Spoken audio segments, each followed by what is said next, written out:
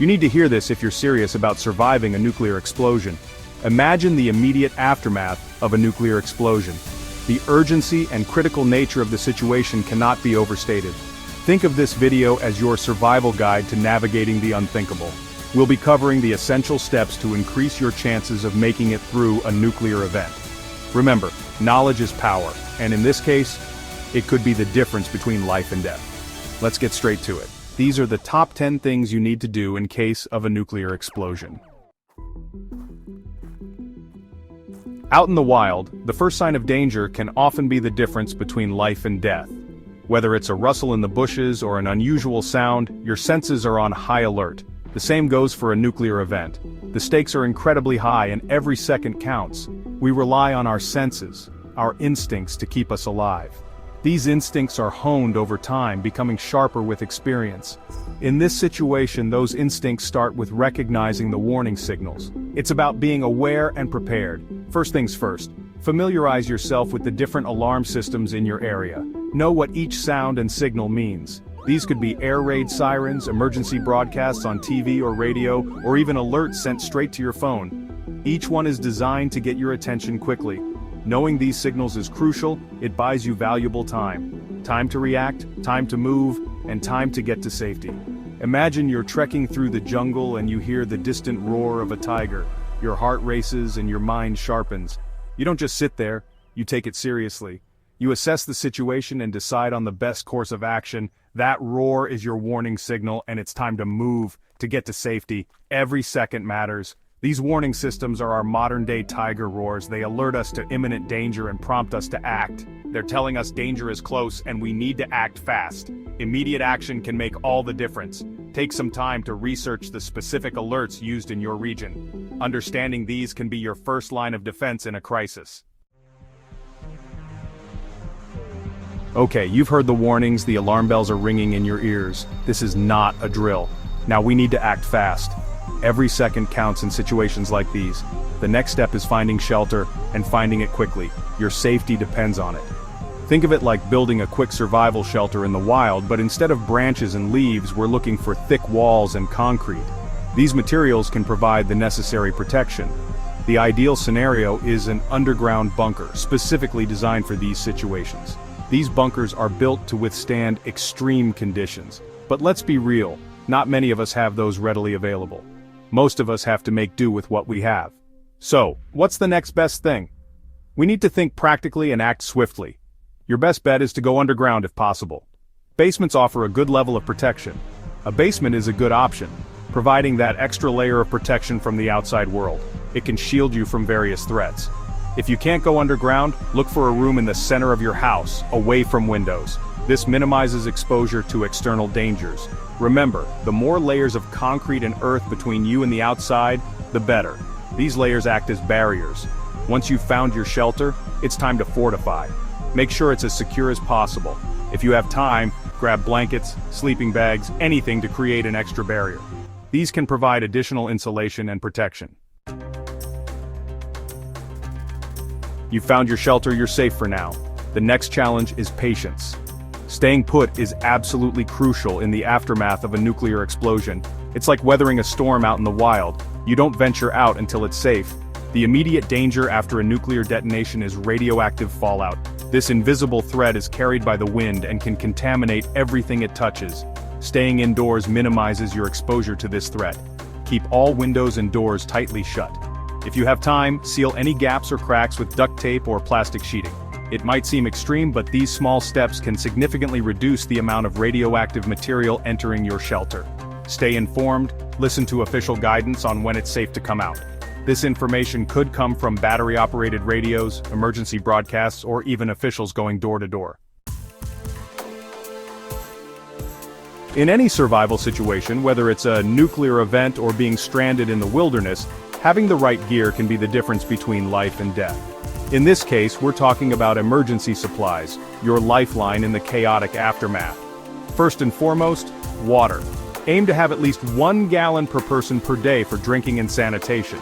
You can never have too much water in a crisis. Next up, food. We're talking non-perishable items that can last. Canned goods, energy bars, dried fruits, and nuts. Think calorie-dense, long-lasting sustenance. A first aid kit is a must-have. Include bandages, antiseptics, pain relievers, and any personal medications. Don't forget a flashlight and a hand-crank weather radio to stay informed. Keep your supplies in a waterproof container, clearly labeled and easily accessible. In a crisis, information is as vital as food and water. Knowing what's happening, where it's safe to go, and what to expect next can make all the difference. Your primary source of information will be a battery-operated radio. Crank-powered radios are even better, as you don't have to worry about batteries dying. Tune into emergency broadcast stations. These stations will provide official updates, instructions, and evacuation orders if necessary. If you have access to a working smartphone, use it sparingly to conserve battery. Download relevant apps beforehand that can provide information offline, such as maps, first aid guides, and emergency contact numbers. Be wary of rumors and misinformation. Stick to official sources for reliable information.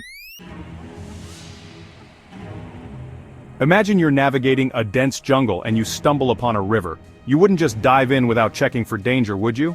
The same principle applies to navigating a nuclear fallout zone. We need to be aware of the invisible threat radiation. Listen carefully to official guidance on contaminated areas. They will provide maps and instructions on safe zones and evacuation routes. If you suspect you've been in a contaminated area, avoid touching your face, eating or drinking until you can decontaminate. Remember, radiation can't penetrate through your skin, but it can enter your body through ingestion. If you need to move through a contaminated area, cover as much of your skin as possible. Wear long sleeves, pants, hats, gloves, anything to minimize exposed skin. Trust the official guidance, follow their instructions, and avoid unnecessary risks. Let's say you've been caught in a sudden downpour in the wilderness. The rain is relentless, soaking you to the bone. The first thing you do when you reach shelter is to dry off, right? You instinctively know that staying wet can lead to discomfort or even hypothermia. Decontamination after potential radiation exposure is similar. It's about removing the harmful particles from your body. It's about shedding that invisible threat before it can harm you. Just like you would with wet clothes, you need to act quickly. If you've been outside after the fallout has settled, it's crucial to decontaminate as soon as possible. The longer you wait, the more you risk exposure. Remember, it's about minimizing your exposure, and every minute counts. Time is of the essence in these situations. Start by removing your outer layer of clothing. This is the first and most crucial step. This alone can remove up to 90% of radioactive material. It's a simple yet effective measure. Seal these clothes in a plastic bag and dispose of them as instructed by authorities. Proper disposal is key to preventing further contamination. Next, wash yourself thoroughly with soap and water. This step helps to remove any remaining particles. Pay particular attention to exposed skin and hair. These areas are most likely to have come into contact with radioactive dust. Don't forget to clean under your fingernails. Dirt and particles can easily get trapped there. If you don't have access to running water, use a damp cloth or wipes. These can be surprisingly effective in a pinch. Even a simple wipe down can significantly reduce contamination levels. Every action you take helps to protect your health. Out in the wild, even a small cut can quickly turn dangerous if it becomes infected. We need to be vigilant, watching for signs of trouble. The same goes for radiation exposure. It can manifest in subtle ways, so knowing what to look for is crucial. Radiation sickness, also known as acute radiation syndrome, can develop after exposure to high levels of radiation. It's vital to be aware of the symptoms, as early detection can be life-saving. Common symptoms include nausea, vomiting, diarrhea, headache, fatigue, and skin redness. These symptoms may appear within hours or days of exposure. If you experience any of these symptoms, don't panic. Seek medical attention immediately. Imagine you and your team are separated during a challenging expedition. What's the first thing you rely on? Your communication plan, right? It's about staying connected, knowing how to reach each other when it matters most. The same principle applies in a nuclear event. Establish a communication plan with your loved ones beforehand. Decide on a meeting point in case you're separated and communication lines are down. Choose an out-of-state contact person. It's often easier to make long-distance calls during emergencies. Everyone in the family should have this contact's information memorized. Consider alternative communication methods like walkie-talkies or two-way radios, especially if cell towers are down. We've reached the final and perhaps most crucial step in our nuclear survival guide, education. Remember, knowledge is power. The more you know about nuclear explosions, the risks, and the appropriate safety measures, the better equipped you'll be to face such an event. Share this knowledge with your family, friends, and community. The more people who are prepared, the stronger we are as a collective. Consider participating in emergency preparedness training sessions. These hands-on sessions can provide invaluable skills and knowledge. We've covered a lot of ground today, and I know it can seem overwhelming. But remember, the wilderness throws challenges our way, and we rise to meet them. We adapt, we improvise, we survive. The thought of a nuclear explosion is terrifying, but by taking these steps, by being prepared, you're not simply hoping for the best. You're actively increasing your chances of survival. If you found this video helpful, please share it with your loved ones. Stay strong, everyone.